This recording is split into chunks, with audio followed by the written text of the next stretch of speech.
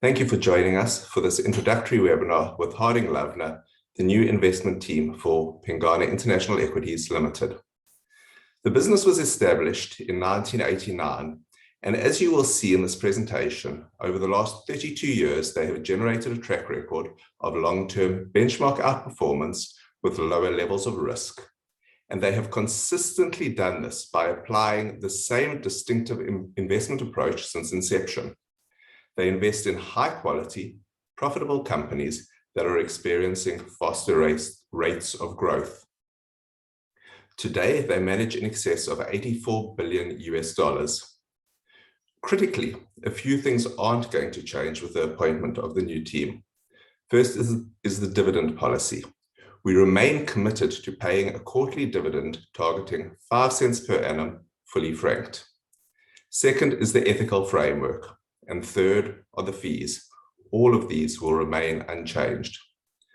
Today, the team from Harding Loevner will describe what makes them different and how their process is implemented. They will also take us through their portfolio construction and explain their approach to risk management. Finally, Russell Pillimer, the Managing Director of PIA, will discuss the process that we went through to identify and appoint Harding Loevner, as well as discussing performance and providing a comparison between old and new. If you have any questions, please enter them using the Q&A function. It is now my pleasure to hand over to Kevin Ferguson, the head of the institutional business at Harding Loevner, to introduce you to the firm and the portfolio managers. Kevin, over to you. Thank you, Adam. We want to start by thanking Adam, Russell, Nick, and the entire Pengana team for providing Harding Loevner with the opportunity to manage the Pengana International Equities Limited fund. I'm happy to introduce to you the two co-lead portfolio managers of the fund, starting with Peter Baun. And let's talk about experience, because I think that's a key differentiator. Peter has 33 years of industry experience, 24 years at Harding Loevner, co-lead portfolio manager on this global equity strategy for 18 years. In addition to his portfolio management responsibilities, Peter is also a global sector analyst covering consumer discretionary names. Now let's turn to Jingyi Li. In terms of experience, 16 years of industry work.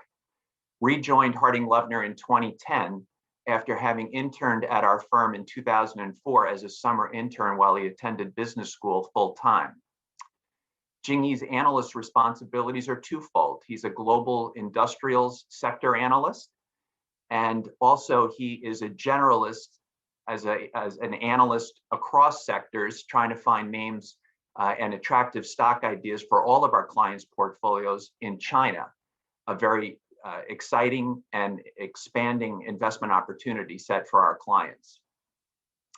You know, for 32 years, Harding Loevner has been following a consistent, singular investment philosophy, which Adam just highlighted, which is to only invest in quality growth businesses while paying attention to valuations. Our global equity composite incepted the year of the founding of our firm in 1989. So we're quite proud of the over three decade track record of the global equity strategy. It's really our flagship strategy with the widest opportunity set across developed markets, emerging markets, and one day even frontier markets.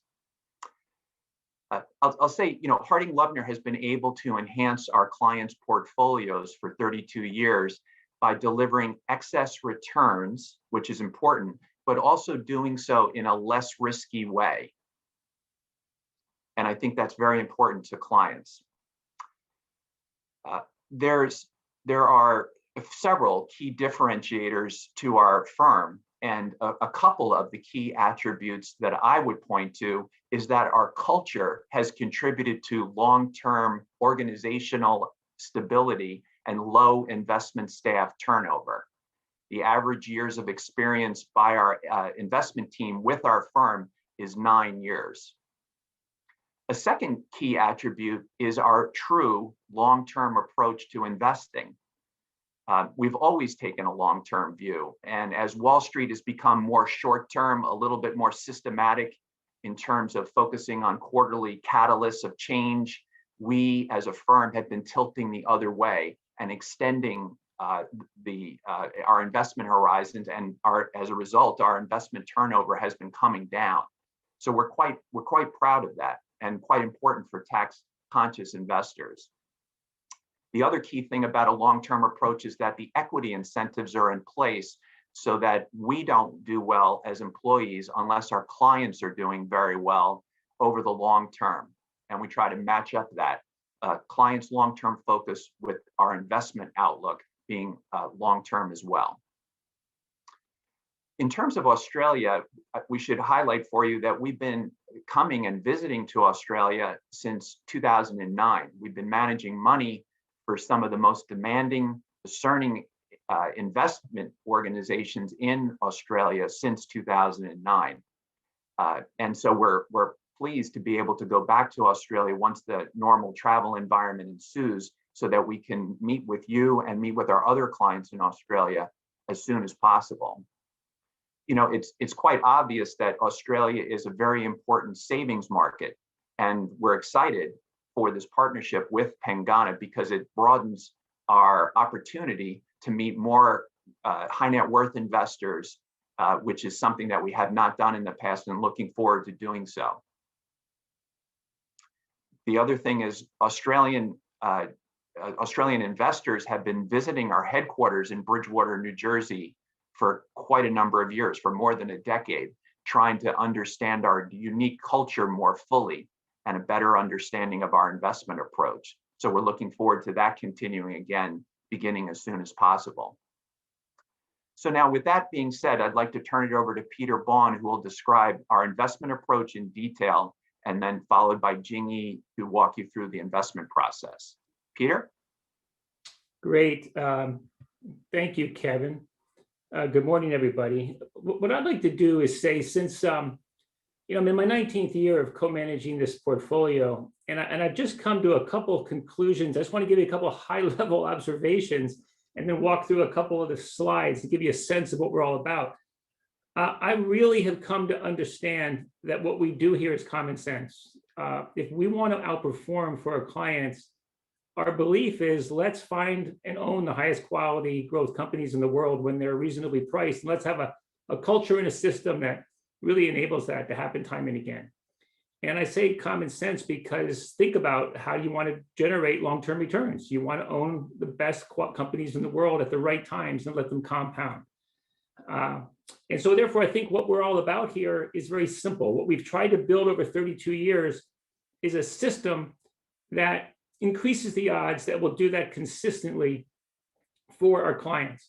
So let's look at page 9 for a second. I'm going to there's a lot of information here. I'm not going to go through it all. I'm just going to give you a couple of headlines that I think are important. What kind of company do we invest in? If you invest with us, you will have a portfolio of companies that look like the footprint on page 9. This is what we mean at Harding Loevner by a quality growth company. Our research process is designed to find, we systematically look at every single company in the world and evaluate them against each other. We find businesses that are structurally more profitable than the market. You can see profit margin, return on assets, return on equity. When we think about lower risk, we think about the standard deviation of their returns on equity over a cycle. How risky is the business itself in the industry and management? What about financial strength? We are very clear about balance sheet strength. There's nothing uglier than not knowing your free cash flow and your working capital cycles and your debt structures. Hopefully you don't have any in many businesses when financial markets begin to get nervous, when debt windows close, when pandemics happen or other sudden frailties hitting the market. We want financial strength so our businesses can reinvest strongly through uncertainty. And that's all quality, but we need growth as well. We need better growth. And these businesses have been generating faster sales growth, faster earnings growth, and faster cash flow growth. And by the way, as Jingyi is going to talk about in a minute, this isn't just happenstance. This is because we look at global industry structure from the bottom up, and we look at management, capital allocation, and foresight and change management. And we are finding businesses that are in industry structures that permit them to grow with management whose capital allocation and foresight drives that growth. So this is common sense in my view. all we're doing is looking for the best companies in the world. And that's a straight up research. We figured out how to do that. We have about 500 of those. Now, the second thing we do, which is common sense, is we ask ourselves, okay, how can we best construct a portfolio of these businesses? What's the best way to make decisions for an investment management company? Well, we don't think investment committees are a good way to make decisions. We don't think requiring consensus is a good way to make decisions. We ask individual people here to make their own decisions in a highly transparent manner. But we want those decisions to be enhanced by the full benefit of the research team in a structured debate. So we have a system called collaboration without consensus, which we've built over the years, where there is no investment committee, there is no requirement for consensus. Individuals drive their own investment decision-making in portfolio construction, but that decision-making must occur only after a structured debate through a common language. So let's start with page 6 for a minute. And when we talk about page 6, this is the debating committee, if you will. We have developed a common language, a structure of 10 components. We call them structural factors, quality assurance factors, and that's our common language. In this group of highly experienced people, we have figured out how to have primarily written debates about a company or an issue that enhance the individual's ability to make a decision. So I make better decisions after debating than I do before debating. And in fact, I must debate or enter into the common language debate with my colleagues before I can make a decision. But after that, I don't need anybody else to agree with me. There's no requirement for consensus whatsoever. There is a requirement for collaboration. Now, we don't have all the details on the team, but I can tell you this. We have built this team year in, year out in the last 20 years with the explicit goal of having this going to be a punchline kind of phrase. It's going to sound a little gimmicky, maybe. Cognitive diversity, shared values. But what we mean by that is there's a true diversity of backgrounds and opinions and experiences across the team, but everybody believes in quality growth investing. And so we get the best of both worlds. We get a rich diversity of perspectives and experiences. We funnel that debate through a common language structure, which we've built over the years. That's very effective. Everybody believes in quality growth investing. And after that debate, we make better decisions individually, and we are then transparently measured and compensated based on that. So that's the way we've learned to make decisions. And we think that's the best way here at Harding Loevner to drive investment decision-making. I'm only going to make 4 points. The third point is, how do you motivate people? How do you build a culture? This is one way.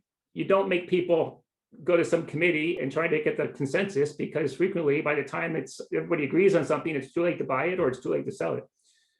You let them make own decisions, but you let them make better decisions than they could on their own. And then you let them become owners. So the third piece I want to talk about is ownership. I'm an owner of the business directly. Jingy is an owner. Kevin's an owner. We've learned over the years that the best way to align our interests with our clients' interests, and we typically have long-term clients, long-term holdings, 4 to 5 years. When we're locked in here, Kevin said I've been here 24 years. When we're locked in as partners, you cannot sell the shares very easily at all. But we align our interests with our partners, with our shareholders, our clients rather. We have an ownership mentality in everything that happens at the company. And I can tell you it's very different than if you're just at a place thinking, well, let me work here for a year or two. If it doesn't work out, I'll go somewhere else. It's very different. We've learned that ownership, direct ownership in the business is an integral part of the culture, along with the collaboration without consensus, driving your own decision-making, benefiting from your colleagues' views, but not requiring consensus. Finally, what I want to talk about is risk. Really for us, this whole thing for us, success or failure, is about long duration growth companies. And we have to understand the risks to the duration of growth. And for us here at Harding Loevner, we look at risk as one integrated landscape. And yes, ESG has become an important phrase, but it's no more of a risk than a weak industry structure or a management team that is kind of losing their edge perhaps on capital allocation. So we put all risks into one integrated framework, which I'll show you in a minute. So the point is ESG risks are integrated in by each fundamental industry analyst into business analysis. It's not something that's snapped on later by some team or some process. It's integral to the risk assessment to long duration cash flows. And when we do all that, and here's what's fascinating to me, there's a really clear excess return pattern that gets distributed, and we'll show you that. So you get a sense of, hey, Harding Loevner, and what kind of markets do you do well? We'll show you what the track record of 32 years indicates. So let's keep going, and I will move toward a little bit about sustainable investing. So let's talk about page 10. Let's go to responsible investing. So this is what we mean a little bit at Harding Loevner by integrated risk. Sustainable investing for us is we take ESG risks and opportunities and they examine them in each stage of our investment process. You'll hear about investment process from Jingy. ESG, as I indicated before, is embedded from the beginning across industry risk assessment and management risk assessment. We are signatories to the UN Principles for Responsible Investment and the UK Stewardship Code, as you can see. We engage. If the one thing we've done more actively, in my view, in recent years, is we've had more engagement with managements about how to move the ball forward in any number of ESG areas. We've always engaged on governance. We've become more active on E and S, and we have a lot of experience now at tailoring portfolios for clients with specific ESG interests or priorities that may not apply to other clients. And we have quite a lot of bespoke work on tailoring ESG portfolios. And we have a very large assignment from a European client about actively engaging managements on a whole series of issues that are unique to their interests. And we take that very seriously. So let's turn to let's talk about the ethical framework. Let's go to page 12, and I'll wrap this up and move it over to Jingy. The ethical framework, these are some of the areas where we do work for our clients. We have any number of clients that ask us to specifically activate negative screens, and that's easy, and we do that. We don't do that for necessarily every single client, because there's different risks, there's different ideas of materiality. What percentage of alcohol, for example, is in Amazon? But we will do that for individual clients. You can see that we have active ownership in voting policy and engagement, and we work actively to focus on transparency. Transparency has been a goal here internally for many years, and we work very hard with focusing on engaging companies in improving transparency. The engagement summary on page 13, this kind of gives you an idea of what we did. Next page, what we did in last year. These are the types of ESG focused engagements we have. You can see them in the pie charts, and you can see the level of post-proxy vote engagements. We're very, very active in the proxy voting, and in the follow-ups. When we disagree, we write letters to the company in every case and have a conversation about why we disagree and what we are looking for. The punchline from all this, and I'm going to pass it over after this on page 14, is, for 32 years of our history, what's the punchline? What's the return pattern that's been generated by everything I'm trying to tell you about? Well, the punchline is we outperform single-digit markets a very high percentage rated percentage of the time. This is rolling 5-year returns since inception. And what it will show you is that when the market delivers single-digit returns, and this is gross returns, by the way, in USD, and that can be customized for net in Aussie, or we just do it for comparability purposes. 95% of the time on this basis, we have outperformed single-digit markets. 59% of the time have outperformed double-digit markets. So what's that mean? It means when the markets are really being driven by what I'm going to call company fundamentals, earnings, valuations that are within the realm of normalcy, we tend to have very high hit rate. When the markets are delivering double-digit returns, that's frequently a case when there's an economic turning point. And yes, that's when the feared style rotation can take place, in like the 0203 period is for some of those dots below the line. And we will struggle in this case, 40% of the time in double-digit markets to keep up, because our businesses will do well, but their share prices can, in fact, for certain periods of time, lag the share prices of businesses with highly levered cost structures or balance sheets, less structural growth attributes, weaker management, capital allocation, things like that. But over time, we more than make up for that as markets normalize. So that's how we that's how our return pattern has been distributed. It's very skewed toward a certain type of market. And the way I think about that is in the next 5 years, am I expecting broadly double-digit markets or single-digit markets? That might help me think about what to expect from Harding Loevner should history be consistent with the future. Okay, Jingyi, over to you. Thank you, Peter. So thank you, everyone. Good morning. In the next few slides, I will go over our investment process in a little bit detailed way. Just want to show you that how we follow a very structured and consistent investment process to achieve the goals that Kevin and Peter talked about earlier. As Peter mentioned earlier, our investment process is actually very straightforward, common sense idea. At a high level, you can see here on this slide, this process includes 4 steps. First, we do a quick qualification, or sometimes called a screening, and find likely candidates for our analysts to do deep research. And then the analysts follow a pretty standardized and structured template and evaluation mechanism to rate the stock. And at the last step, portfolio manager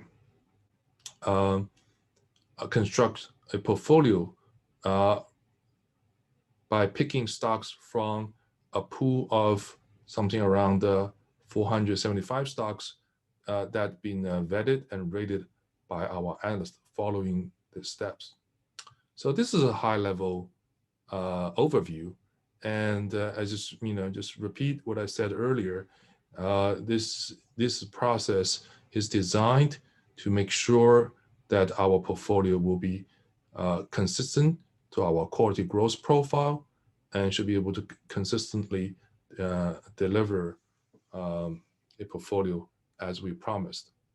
So let's look at the first step, qualification. Here we, first we break down the definition of quality growth into 4 criteria on the left. When we talk about quality, we mean strong. We mean 4 key criteria: strong competitive advantage, sustainable growth, a strong balance sheet, strong cash flow, and good management.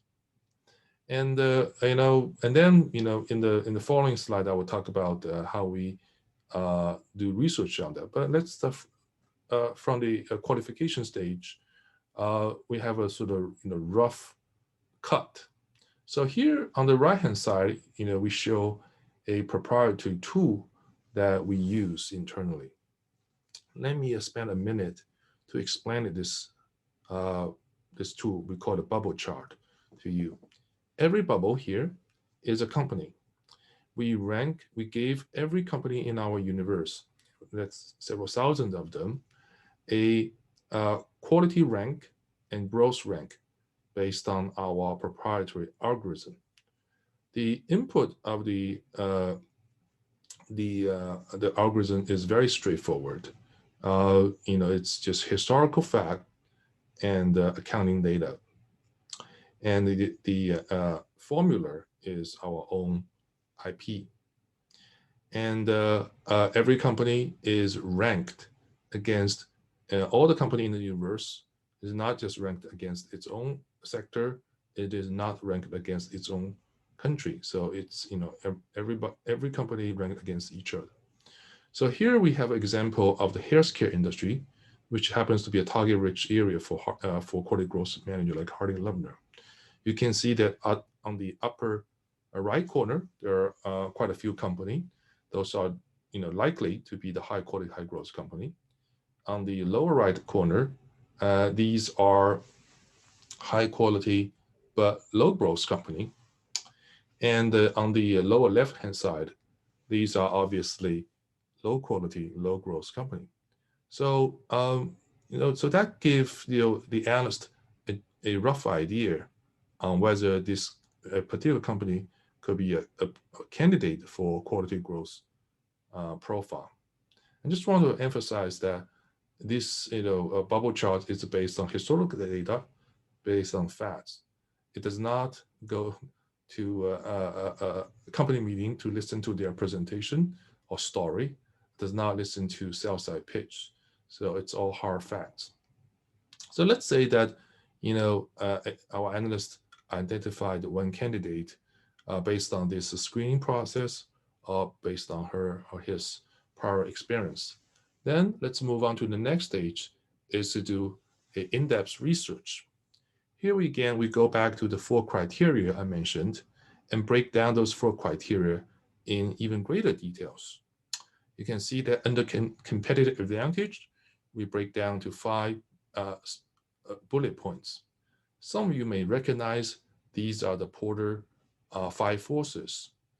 Porter 5 forces is a very important framework we use extensively in our internal analysis and debate. And Peter mentioned the common language. Common language is not just English, but use Porter forces as a common analytical framework to think about every single company in all kinds of industry, in all kinds of countries. So then we break down growth, financial strengths, and the quality management. And for each specific items, now we have 10 specific items. Analysts need to give this company a rating on a scale of 1 to 10, and write a detailed analysis to substantiate each rating. Here we show an example of a company in our portfolio, Thermo Fisher. Some of you may know that is a US-based leading tool maker for the life science industry. Our analysts really like the Porter structure here and give a above average rating on growth and think strongly of this management team. And the whole analysis should follow a standard Harding Loevner templates so that every other analyst can understand this quickly and then can comment on it later. So after an analyst finished this in-depth research, then we move on to the next step. You may realize that until this point, we only focus on the business aspect. And that's the one feature of our investment process. We start from the business, high quality, high growth business. Then we start to look at the security, how much we should pay for the equity, the stock. Here again, we use a very structured, consistent valuation engine. It is based on a very straightforward DCF method. We use a slightly enhanced version called the cash flow return on investment. Our analysts typically build out a forecast model that looking out for at least 10 years, if not 15, even 20 years. And then after the building out the whole valuation model, and the lead analyst will call an internal presentation. That's more like a peer review process. And that's yet another example of our collaboration without consensus. Because we speak the whole language, the same language, fundamental, Porter structure, long-term thinking, every analyst can understand each other's work. So a tech analyst can understand our energy analyst work. A consumer analyst can understand the work of our healthcare analyst. And because we use the same valuation model, it is very easy and very straightforward to understand the value driver and the key assumptions of the valuation model. So we have internal debates in email, all captured by our internal system for future reference. And the lead analyst taking in all this feedback and questions and try to answer them. But then it is back to back to collaboration without consensus. The lead analyst does not need anybody's permission or agreement. It is the analyst discretion, almost a sovereignty, to make the final decision whether this company meets our quality growth standard or not. Usually they do, and whether they think this security is attractive, indicated by the rating, buy or hold or sell. And before I move on, hand it over to Peter on the portfolio construction stage, I should add that this is not the end of the research process. After this company finished the process, getting to the pool of 470 something companies that vetted and rated by our analysts, the analyst will continue to maintain this research coverage. Every quarter, every 6 months, the company may have some update, or once in a while they have some strategic event or capital market days. The analyst will continue to update the research work and keep the work up to date. So this is the first few steps of our research process. And you may notice that until these steps, so it is our analyst really driving all these 3 steps. And our PMs does not tell our analyst, or even the CIO does not tell our analyst which company to look at and how should they rate it. And it's until the last step, PM taking all this, a pool of recommendations for analysts, start to construct a portfolio. With that, I hand it over to Peter to talk about the last step. Peter. Okay, thanks, Jingyi. So let's go to the next page, portfolio construction. And, Jingyi and I, by the way, are analysts. Everybody at Harding Loevner in research is an analyst. And so we are participating in making and doing the work, the direct research. And we, like all our research colleagues, debate every single one of the tools that come through. We call these reports tools. So we have a very granular awareness of the issues as the companies come through. So now the opportunity is before us. We have 475 or so approved names on our list. How do we construct the winning portfolio for our clients? And as I said before, it's independent decision making. We eschew committees and consensus. And so what happens here is I have half the capital that I'm responsible for. Jingyi has the other half, and we will continually debate. By the way, I should say everything we do here is written primarily. Even if you have a conversation, you write it up, and it's transparent to the entire team, usually the whole company. And so what we're doing is we are identifying through this ebb and flow of research where we think the most compelling unmonetized insights are in our approved list of companies.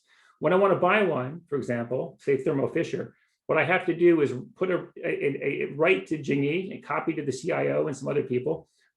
I want to buy Thermo Fisher for these reasons. It will not be a surprise because it will have been debated transparently before in the research process. Do you want to come along? The idea is I think this is my best thinking. It's already been debated across the team with the research analysts. Now I think this is an unmonetized insight. I want to add it. I have to write in writing, invite Jingyi to join me. He has 24 to 48 hours to respond. And I can't buy this until he responds. And he may say, no, have you thought about this? Or I'm not comfortable with that, or whatever it is. Or he may say, yes, I agree, and I'll join you. So, but after that feedback, I am then able, if I still want to buy Thermo Fisher in my sleeve. If Jingyi doesn't come along, I buy 2% in my half and the client gets 1%. 2% and half of it is 1% for the total. If I want to sell a name, let's say I want to sell Thermo Fisher, I have to do the whole same thing. I will, and again, it won't be the first time he hears about it because I will have debated it with the analysts across the whole team. But I'll say, Jingyi, I want to sell Thermo Fisher for these reasons. Do you want to sell along with me or do you want to buy mine?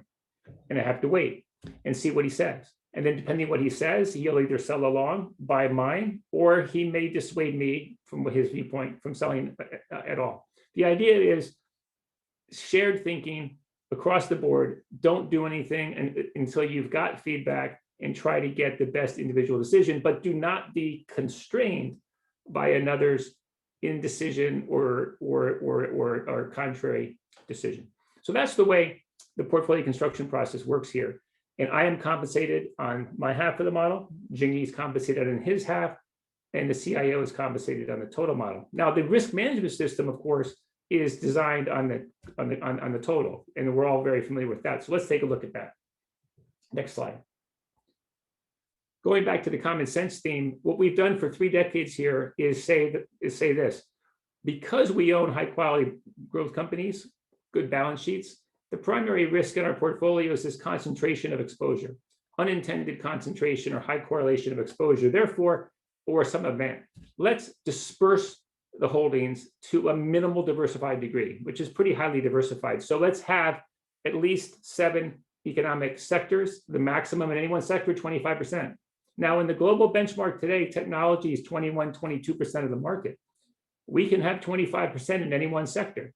That means a Harding Loevner portfolio, as the market's currently constructed, will not have a gigantic overweight in tech. We may be overweight software or some other part of tech, but we will not have a gigantic overweight in tech, just a heads up. Some of our peers have maybe 40% in tech. We have a maximum of 25% in any one sector, including technology. The maximum in one industry, such as software or such as banking within financials, is 15%. We have to have at least 15 different markets, geographies. And then you can see on the right-hand side, we have to have a certain spread between those geographies, and we can only have 5% of the portfolio in one security maximum. Now, these are common sense diversification risk management guidelines that have proven their worth to us time and again over the years. And so it's important that you understand this is one of the ways we manage risk. Let's keep going. There's other ways, which we can talk about if you're interested. Let's turn to the next page. Quick, like high level. So we talked about security risk with all the analysis, portfolio risk. We have independent risk review committee using all the risk analytics, factors analysis you can imagine, giving us monthly or quarterly reports on factors exposure and so forth. And we have the other thing you got to think about is enterprise risk. What about the company? Well, Harding Loevner is a very well managed conservative business, sails through SEC and other audits year after year, and we think there's a minimal risk there. We've never had a problem with a client's operational due diligence or anything along those lines. Let's sum it all up. What's the portfolio look like? Before I turn it over to Russell for a couple of comments. Here's how we're invested in the portfolio as of Q1. You can see the significant overweights in healthcare primarily, and market close to maybe 300 bips overweight in tech, as we talked about. We're overweight financials. This is something that's unusual. We started going overweight Q3 last year. And that's because financials got hit so hard. We have relatively few financials globally that meet our quality growth standards.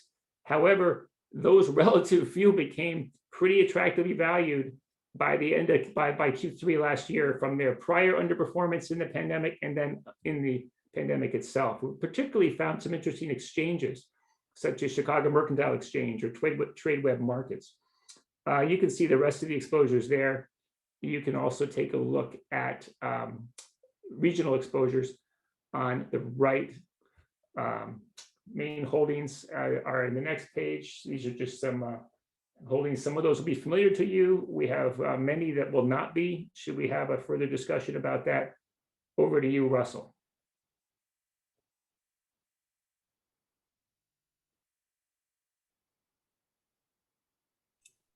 Russ, you may be on mute. Thanks, Adam. Thank you, Peter. Good morning, everyone, and thank you for joining today's webinar. As Managing Director of Pengana International Equities Limited, I'm extremely pleased that we have been able to secure Harding Loevner as our partners to manage PIA, the largest ethical LIC on the ASX. In my view, Harding Loevner are truly an exceptional team of fund managers, and we think that they are ideally placed to manage the portfolio. In order to find the optimal team to manage PIA, we conducted a worldwide search assisted by one of the large global asset consulting firms. The brief that we provided had 5 key requirements.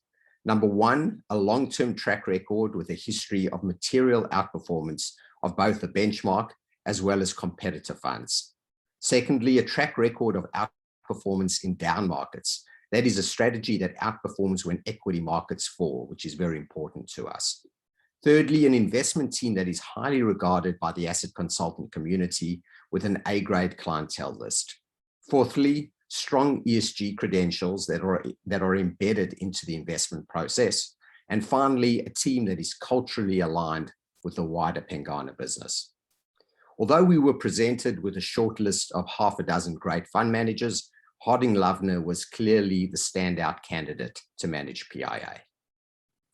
The chart on this slide shows the returns of the Harding Loevner strategy since inception 32 years ago, and the substantial outperformance of the benchmark over this period. I note that the actual Harding Loevner track record was in US dollars, and that we have converted it into Aussie in order to make it more meaningful for investors. In addition to the strategy's outperformance, I also draw your attention to the upside downside capture ratio, which was spoken about earlier, which shows that Harding Loevner has captured 108% of the market upside, whilst only suffering 90% of the downside. With 32 years of history, this outcome is highly statistically significant, proving the effectiveness of both the strategy as well as the team. One other caveat that should be noted is that the returns do not incorporate the ethical screens that Pengana will overlay onto the fund. However, considering the strong ESG requirements contained within the Harding Loevner strategy, we do not think that the results would have been materially different. Importantly, for shareholders, Harding Loevner's track record of strong returns and outperformance in down markets places them in a very good position to enable PIA to continue to fulfill its objectives of delivering a stable stream of fully franked dividends. We have received a number of inquiries from investors about how the Harding Loevner strategy has performed relative to the previous strategy that PIA had employed. The slide on the screen is separated into 2 parts. On the left-hand side is the stated net performance of the Harding Loevner strategy relative to the benchmark. And on the right-hand side is the actual performance of PIA, also relative to the benchmark, and shown under both the management of PIA, of Pengana, as well as that of Hunter Hall. Once again, the Harding Loevner strategy is expressed in USD and the previous strategy in Aussie dollars. So the charts are not directly comparable in gross performance terms. However, in a broad sense, in our view, what can be compared is what is termed alpha, which is the outperformance relative to the benchmark. Importantly, over the last 3 years, both strategies have done well in a difficult investment environment. However, Harding Loevner's returns have been particularly outstanding, including generating alpha of 2% and 3.6% per annum over the most recent 3- and 5-year periods, respectively. The graph also highlights the alpha generated by Harding Loevner over all time periods since inception 32 years ago, which is truly a phenomenal accomplishment. As you know, we always state that past performance is not a reliable indicator of future performance, and so should not be used for these purposes. Nevertheless, we have provided this analysis as we know that it is something that is of interest to investors. The pie charts on this slide show the differences in portfolio composition of the Harding Loevner strategy and the old strategy. As you can see, there are similarities as well as some quite distinct differentials. However, in our view, these differences should not be overstated, as it is only one snapshot in time, whereas in actuality, these exposures have changed significantly over time. This is because both strategies have flexible mandates that enable them to alter exposures under different conditions, which is something that we think is particularly important for PIA. I'll end off there, and I'll now pass back to Adam for the Q&A segment. Adam, over to you. Thanks, Russ. And definitely big thanks to the Harding Loevner team. I've heard this a number of times, but I learn something new every time I hear it. So thank you very much. We do have a lot of questions. I'm going to try and get through as many as possible. If we don't answer all the questions, we will get back to you individually at the end. And I will also try and group the questions where possible. If you don't hear your exact question asked, it's because it's been grouped with a bunch of other questions. First off, given an external manager has now been appointed, what does that mean to the total costs that the fund will be bearing? Are these higher, and consequently will returns be reduced? So I'll obviously take that question, Adam. So the answer is absolutely not. There's no change in the costs for investors. So all the costs of engaging with Harding Loevner are taken up by Pengana or for the Pengana Capital Group account. So for investors in PIA, there are no changes to the costs of the portfolio. Right, thank you, Russ. Next question, how did you fare through the volatility last year, and are there periods, particularly volatile periods, drawdown periods, where you would expect to underperform? Let me take that. This is Peter. Last year was great. We fared very well. I'm going to make a point. I think there are two types of volatility. Last year's volatility was terrific for us because the nature of that volatility showed the strengths of quality growth investing. People were looking in a highly uncertain environment for secular growth, structural growth, the absolute strongest types of companies and durable growth themes they could find. And that's what our portfolio provides. And so in the first part of the year, the first part of the sell-off, we did exceptionally well, relatively. And then we did very well in absolute terms as well later on. But it was interesting how it changed in the second part of the year. The recovery growth names that from the original March sell-off got pretty expensive. And that's when we started to buy and go overweight financials, for example. And that helped us later in the year to mitigate a little bit of the headwind from the very strong kind of vaccine, kind of the value rally post-vaccine. That's when as I said, we went overweight financials, I think the third time in 20 years. Now, I'm going to contrast that to the volatility that we saw in Q4 of 18.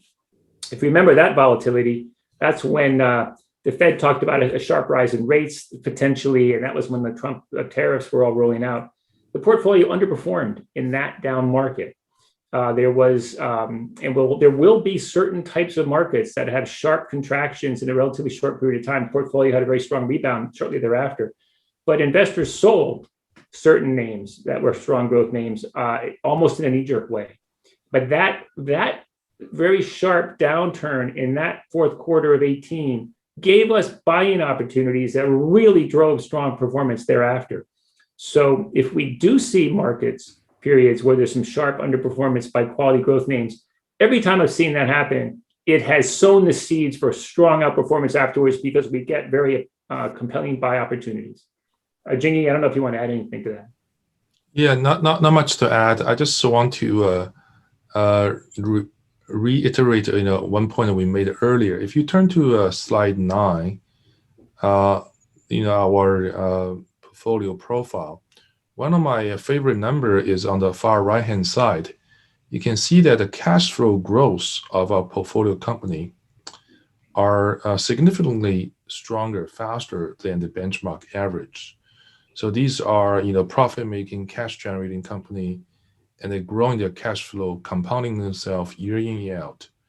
And I understand that, on a market every day, every week, every month, we worry about, stock headwinds and tailwinds.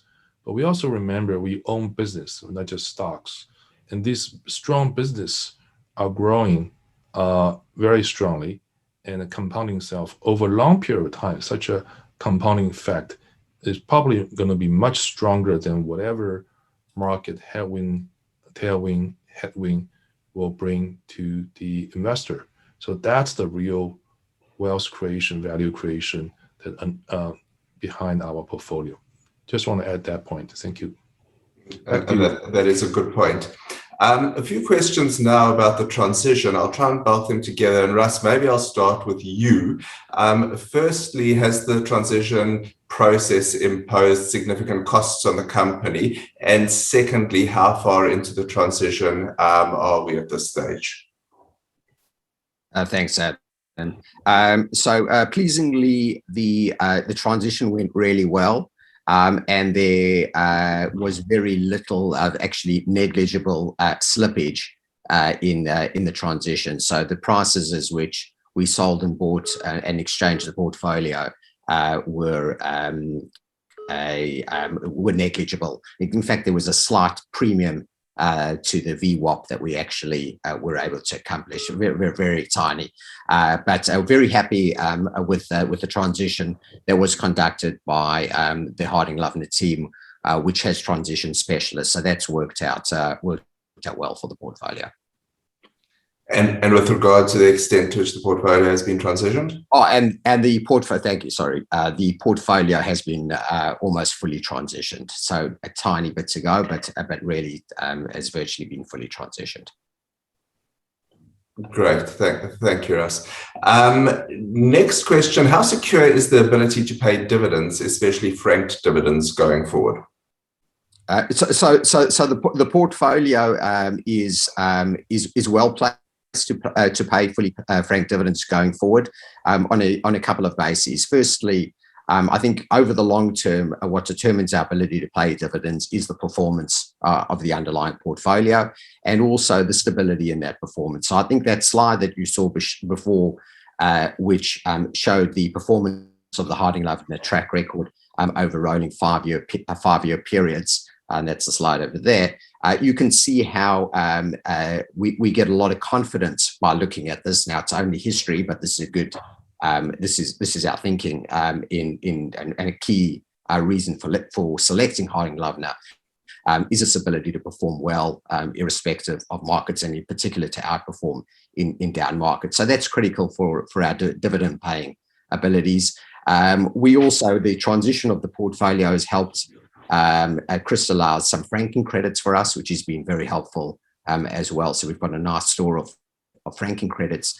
And I think, as all our shareholders know, we've got significant retained profits in the portfolio to allow us to pay dividends for many, many years going forward. So we think that this is a strong attribute of the portfolio at the moment. Thanks, Russ. We've got quite a few, so I'm going to ask you guys to answer reasonably briefly.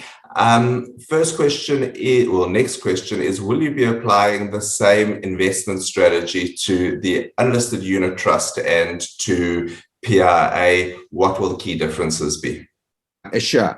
So PIA operates an ethical strategy, as we know. Whereas the unlisted unit trust is purely has the ESG framework. Now, both strategies do employ the same ESG framework. However, within PIA, because of this ethical overlay that is the Pengana ethical overlay that we've used for many years, there will be certain stocks that won't appear in PIA that do appear in the unlisted strategy. We think the differences are relatively marginal because the ESG methodology does actually exclude most of those stocks, but nevertheless, there will be some differential. Great, thanks, Russ. If we now turn to slide 18, Dean, there is a question asking about how basically they're saying, is there a public disclosure of the weightings that are used in this process? And specifically, if a low ESG score is detected, how might that influence the final decision to invest or not to invest? Yeah, I think first, and Peter can add on that. The short answer is first on the QA scores here. No, there's no public listing here. This is our proprietary IP, intellectual property, and we use the same framework, same ratings mechanism for many decades, as we talked about earlier. And since you asked this question, maybe I can add a little bit more details on the meaning of this. You can see that there are 10 QA scores. There's a total, and for this particular example, Thermo Fisher, the total score is 71, which is a pretty good total scores. And for high quality, high growth company like a Thermo Fisher, that means that when we think about the riskness of the cash flow in two ways. One is when we discount this cash flow, we use slightly lower discount rate to incorporate the fact that it's a high quality business that generate a steady, more reliable cash flow. And also, this business is generating cash flows, returns above the cost of capital. And we expect them the ability to continue to deliver above cost of capital return for a longer period of time. These two factors are going to drive the DCF model we show on the next slide. So that's a little bit technical, but I would like to just explain it in a slightly non-technical way, that how this ratings affect our valuation work. This whole thing is tied up. And back to the second part of the question on the ESG ratings, if we go back to look at the QA scores, all those scores expect to be above average at least. We don't want to see any very obvious flaws in that company, right?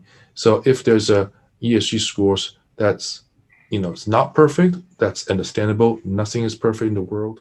But if it's become meaningfully low, that's a very important issues that analysts should do more research in the peer review process. Everybody will ask this question again and again. And if it becomes too low, we don't have a magic line, but usually, if any scores, not just ESG scores, is too low, it will not be able to pass through our process, get into our validated pool. So that's just one way, is my answer on that. Maybe Peter, do you have anything to add? Yeah, I would say it's logically impossible to have a low ESG score and other good scores, because all of this analysis ties together. It's integrated. The competitive structure, which is the 5 border forces. If let's just say there's a low score on E or S, the bargaining power of the buyer or the supplier is going to rise. Probably the buyer. Let's say you get a branded athletic footwear business that really does get complacent about minor slavery of minors or slavery of anybody in the supply chain, or sources materials from a place that becomes controversial for whatever reason, or does anything else. There's a backlash today, especially it's almost instantaneous across social media and WhatsApp and Instagram and everything else. And you'll see the buyer shift. You will see rivalry change. You will see growth persistence come into question. You will see management begin to do things they might not have done before. And so what I'm saying is, if there's a low E or an S score, that's just one example. There could be many different reasons. You could have environmental risk that would then impede upon financial strength. You're not going to have the other scores, and these are forecast scores. These are looking at sustainability. These are how strong are these structurally. So in my view, you're not going to get a low ESG score with acceptable scores elsewhere. The low ESG score will signal a vulnerability elsewhere, which will lead to a deterioration across this.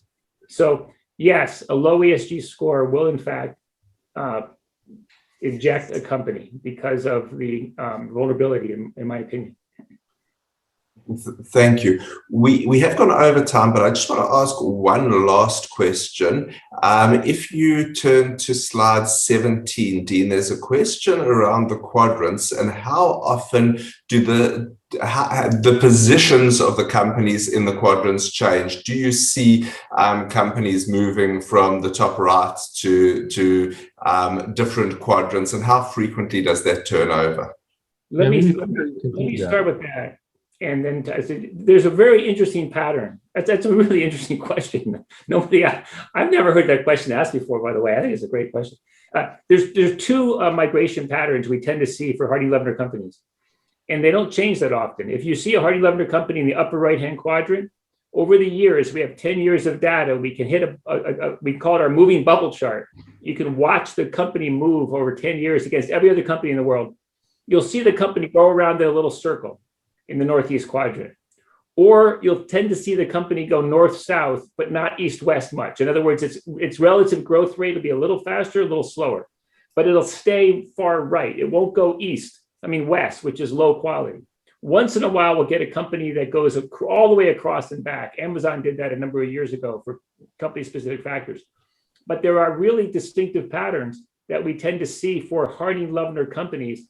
Other companies that don't meet our criteria can move all over the place. Jingy, I think you were going to say something. Yeah. So and at a higher level, we as analysts we monitor this bubble chart regularly. These bubbles move, as Peter mentioned. We have a slightly advanced tool called a moving bubble chart to track the history of this. They move around, but a lot of those bubbles, not all of them, a lot of the bubbles do not move around too much, because by definition, a high quality, high growth company by high quality means it's stable. Its business model is stable. Its financial power is stable. All those factors are relatively stable. Maybe they have to accommodate certain macro cycles. Maybe there's some sort of a M&A, some sort of a change. So there's a drift here and there, but they don't change much. But once in a while, there are certain companies, certain bubbles do move. And that usually is, especially for analysts who are specialized in this sector, it will pick it up very quickly. That shows like what's going on here. Is in the quality, one company start to improve its quality, improves growth, that's a good sign. Or, over a number of years, that company, that bubble start to drift from high quality to low quality. That's usually a very dangerous sign that, we start to pay more attention to that. So I agree with Peter. This is a very good question, and we don't get to ask this a lot, but we do have, internal monitoring, and it's tied to our analysis, tied to our tracking, and also it comes with experience. So if you watch this bubble chart, long enough, you almost have a mental memory. It's like a star chart. Every company should be roughly in that neighborhood. If it start to drift, you start to pay attention to that. So hopefully that answers your question, Adam. It's a very interesting question. Very good. Great. Thanks, guys. And just a response to the dividend question, we do remain committed to paying quarterly dividends targeting 5 cents per annum, fully franked. Thank you very much for joining us today. This is obviously only a first introduction, but I hope that the information that has been shared today gives you a feel for some of the key differentiators and the consistency of the investment approach, because it's really that consistency that has enabled this long-term benchmark outperformance. If we didn't get to your questions, we'll respond directly. If you have other questions, please get in touch. We'd love to hear from you. Thanks for joining us and have a good day.